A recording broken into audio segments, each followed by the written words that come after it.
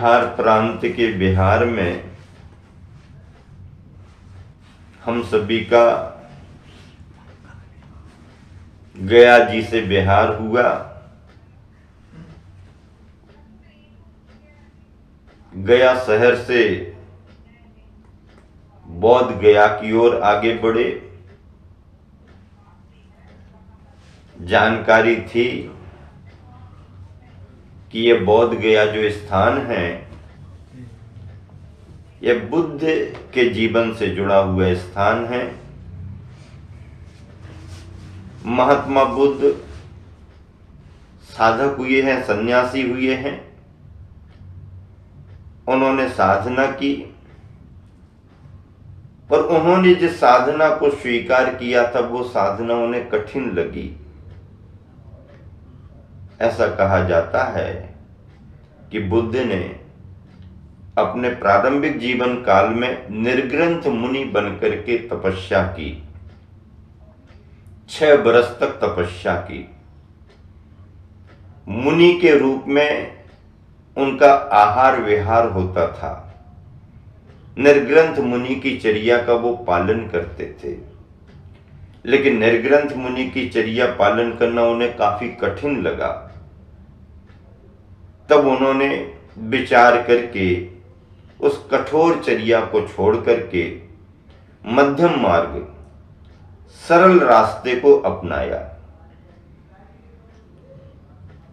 बुद्ध मध्यम मार्गी माने गए हैं। उन्होंने अपने जीवन में दया, करुणा, अहिंसा का संदेश तो दिया, लेकिन खान पान में उन्होंने बड़ी सुविधा रखी, बड़ी सरलता रखी। तपश्चरण की उत्कृष्टता को छोड़ करके सरल सरल मार्ग को अपनाया। उन्हीं के समकाल महावीर भी हुए, जिन्हें जैन परंपरा में तीर्थंकर कहा गया। तीर्थंकर भगवान महावीर स्वामी ने 30 बरस में मुनि दीक्षा ली, 12 बरस तक तपश्चरण किया। केवल ज्ञान होने पर महावीर भगवान तीर्थंकर के रूप में प्रसिद्ध हुए। सम्मोसरण के साथ बिहार हुआ। हालांकि बुद्ध भी अपने आप को तीर्थक मानते थे, वो भी धर्म चक्र के प्रवर्तक माने गए। उन्होंने अपने धर्म का प्रचार प्रसार किया। उन्होंने अपने अनुयायियों के लिए मार्गदर्शन दिया। और जिस समय भगवान महावीर स्वामी और गौतम बुद्ध इस धरती पर विहार विचरण कर रहे थे, उस समय अन्य साधक भी इस धरा पर अपनी अपनी विचारधारा का प्रचार प्रसार कर रहे थे। वो भी अपने आप को तीर्थक मानते थे। वो भी अपने आप को धर्म का बड़ा प्रचारक मानते थे। उस समय इन सभी के अनुयायी हजारों की संख्या में थे। जैन परंपरा में तीर्थंकर भगवान महावीर स्वामी का नामोल्लेख और उनका तत्व ज्ञान, उनका संदेश पूरी दुनिया में फैला हुआ है। बुद्ध का संदेश भी भारत के बाहर विदेशों में गया। उस समय भारत के आसपास की जो अन्य देशों की सीमाएं थीं, उन सीमाओं को पार करके अन्य देशों में गया। बुद्ध के खान पान में शाकाहार अथवा मांसाहार का कोई ऐसा भेद नहीं है। उनका कहना था कि जो मिल जाए वो खा लो। अब जो मिल जाए वो खा लो का मतलब है जहां जो मिल गया वो ले लिया, नहीं, जो खाने योग्य है वही खाओ, जो खाने योग्य नहीं हो मिल जाने के बाद भी नहीं खाना, ये धर्म होना चाहिए। खैर, देश विदेशों में बौद्ध धर्म और जैन धर्म प्रचारित हुआ। मन में एक विचार था हम सभी के कि जिस स्थान पर बुद्ध ने ध्यान किया, जिस स्थान पर रह करके उन्होंने साधना की, और जिस स्थान के लिए ये कहा जाता है कि इस स्थान पर बुद्धत्व की प्राप्ति हुई, विशेष ज्ञान की प्राप्ति हुई, दिव्य ज्ञान की प्राप्ति हुई, तो एक बार उसका भ्रमण किया जाए, देखा जाए। हम सभी लोग मध्याह्न बेला में उस स्थान का अवलोकन करने के लिए, उस स्थान का अध्ययन करने के लिए आगे बढ़े। भीड़ भाड़ का वातावरण तो रहता ही है,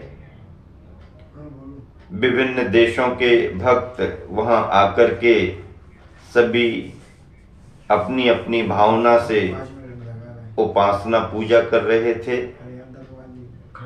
तरह तरह के वहां पर प्रसंग दिखे। एक बहुत बड़े मंडप में भंते के निर्देशों में उनके भक्तगण संगीत के साथ भक्तियां कर रहे थे।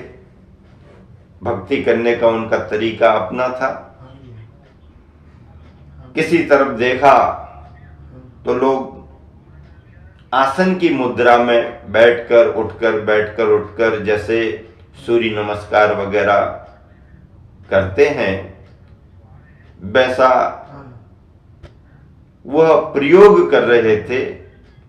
उनकी वो भक्ति की पद्धति है, वो स्मरण कर रहे होंगे, उस प्रक्रिया उस पद्धति के तहत कर रहे होंगे।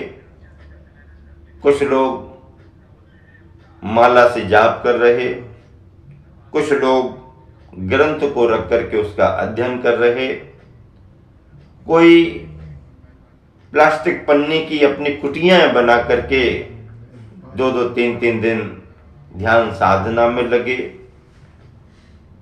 लोग आ रहे जा रहे। प्राचीनतम मंदिर बना हुआ, उसमें बुद्ध की प्रतिमा। मंदिर पुरातत्व विभाग के अंतर्गत था और पुरातत्व विभाग उस मंदिर का संरक्षण करता। जैसे ही हम लोगों ने प्रवेश किया, गया समाज के अध्यक्ष महोदय और प्रतिष्ठित बंधुओं ने पहले से ही सूचना दे रखी थी। बहुत सम्मान के साथ, आदर के साथ हम लोगों के लिए परिभ्रमण कराया गया।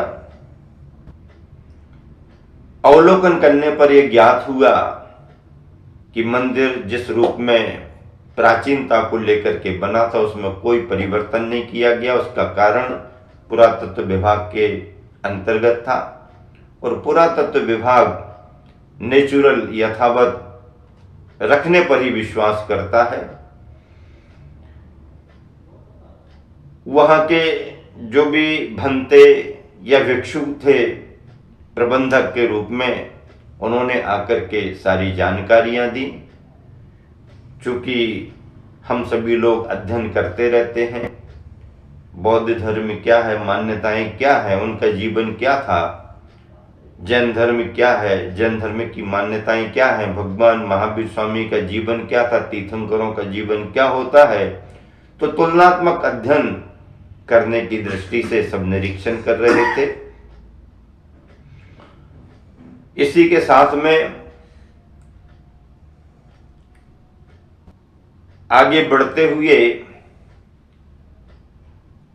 तालाब के किनारे ले जाकर के जानकारियां दी गई और तालाब में बुद्ध की प्रतिमा और सर्प का फना था।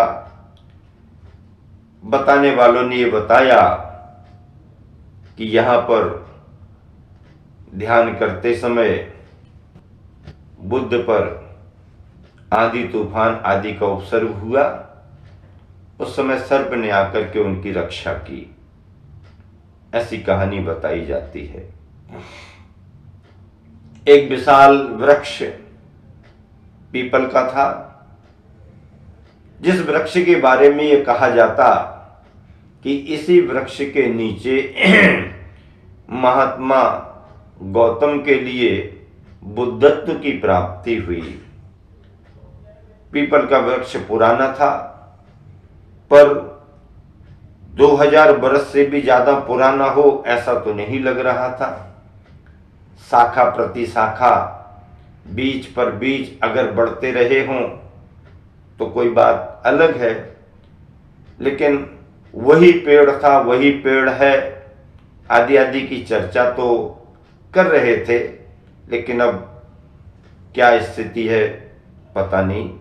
उस वृक्ष को बड़ी जतन के साथ संभाल करके रखा। कोई डालियां अगर नीचे आ रही हैं तो उन्हें संभाला गया।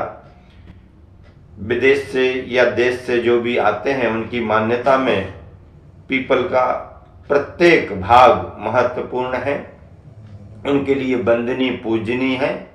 पीपल का एक पत्ता भी अगर गिरे तो उसे श्रद्धा से उठाते, और हजारों लाखों रुपया भी अगर दान दे दिया जाए और पत्ता प्राप्त कर लिया जाए तो व्यक्ति खुश होता, सौभाग्य मानता, ऐसी मान्यता।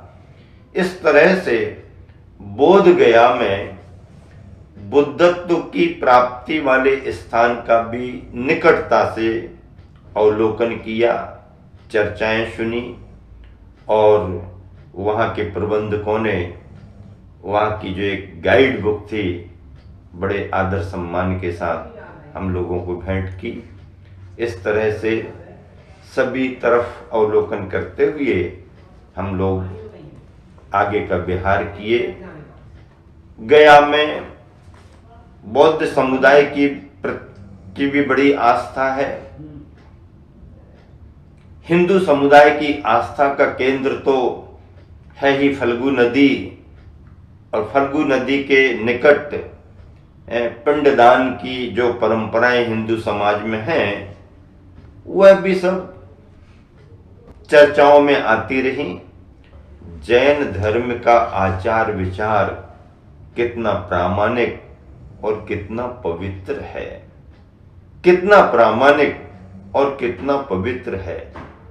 विज्ञान की कसौटी पर कसा हुआ खरा तत्व है, और ऐसे जैन तत्व को, जैनत्व को हम सभी कितना महत्व दे रहे हैं।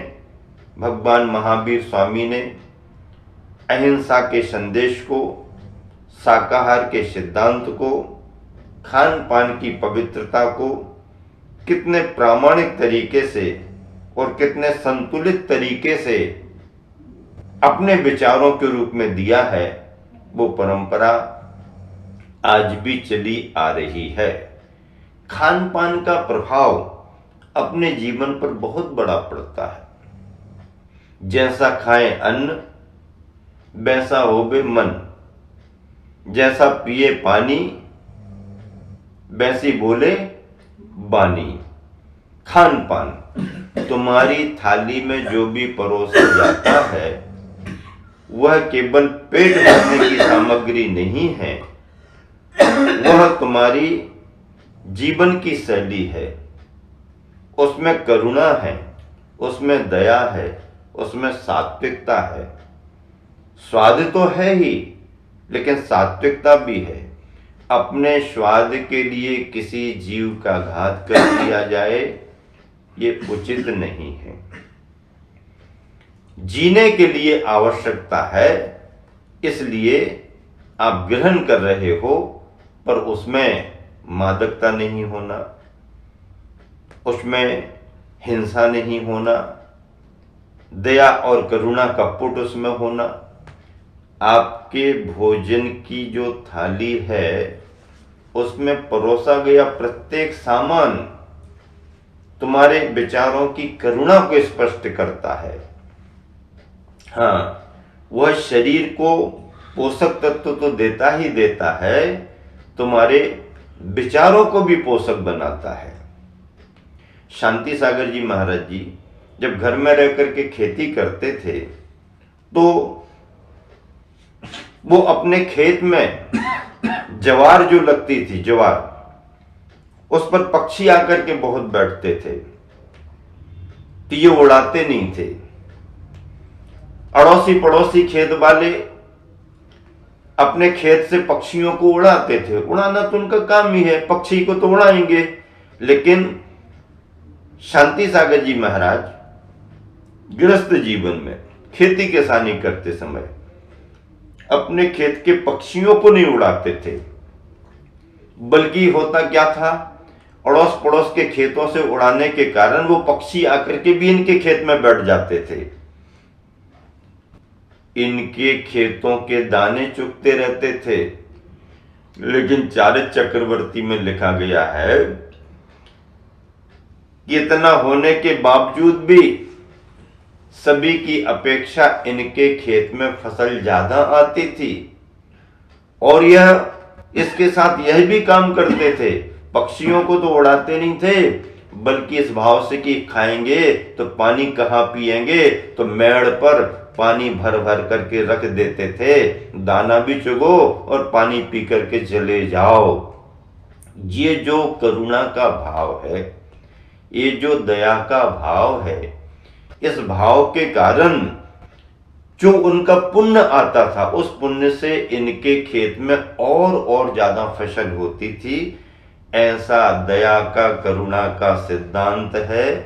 बंधुओं, ये केवल वाचनिक व्याख्या नहीं है, यह व्यवहारिक जीवन है, और हमारे द्वारा किसी प्राणी को कोई कष्ट ना हो, बल्कि हमारे सहयोग से सभी जीव सुखी हों, स्वस्थ रहें, ऐसी भावना निरंतर भानी चाहिए। हम सभी का बिहार चल रहा है, बिहार में जो जो स्थल मिल रहे हैं, जहाँ जहाँ की जो जो विशेषताएं समझ में आ रही हैं, उनकी चर्चा थोड़ी थोड़ी प्रवचनों में कर दी जाती है, ताकि लोगों को जानकारी मिलती रहे, और हम सभी कहाँ कहाँ पर बिहार विचरण कैसा कर रहे हैं, ये सारे के सारे अभ्यास, अनुभव हम सभी के जीवन से जुड़े हुए हैं।